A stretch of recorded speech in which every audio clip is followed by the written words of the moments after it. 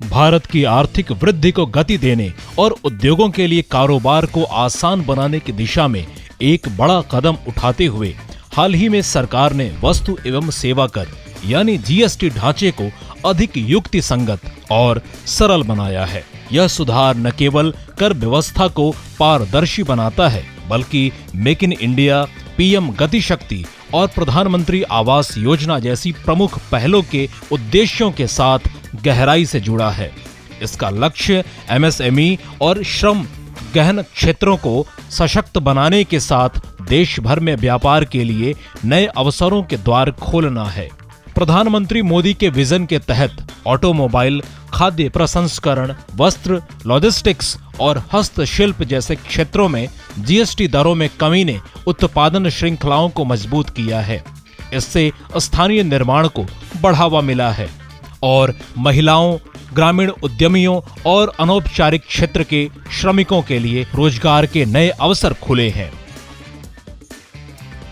Automobile और परिवहन क्षेत्र में जीएसटी दरों में कमी से मांग में उल्लेखनीय वृद्धि हुई है।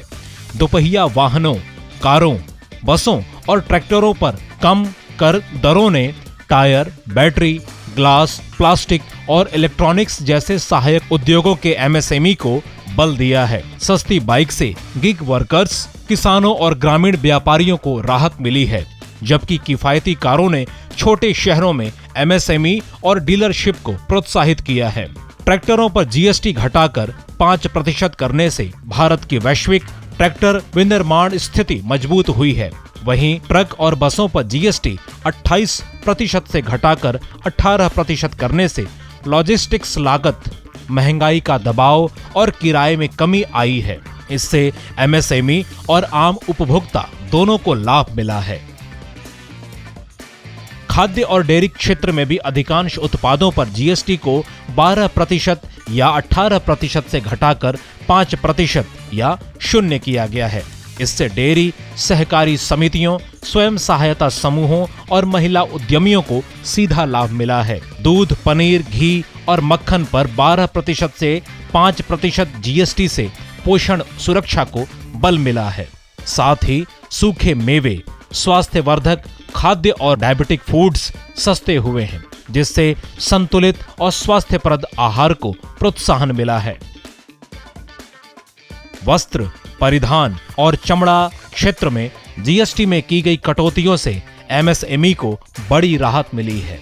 मानव निर्मित फाइबर पर कर 12% से घटाकर 5% करने और इन्वर्टेड ड्यूटी स्ट्रक्चर को सुधारने से निर्यातकों व निर्माताओं की प्रतिस्पर्धात्मकता बढ़ी है।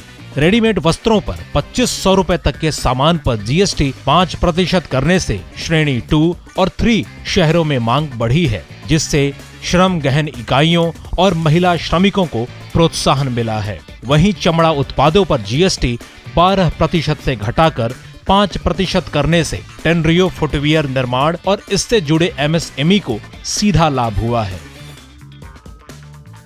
सीमेंट पर भी जीएसटी 28% से घटाकर 18% करने से आवास की लागत कम हुई और प्रधानमंत्री आवास योजना को बल मिला है।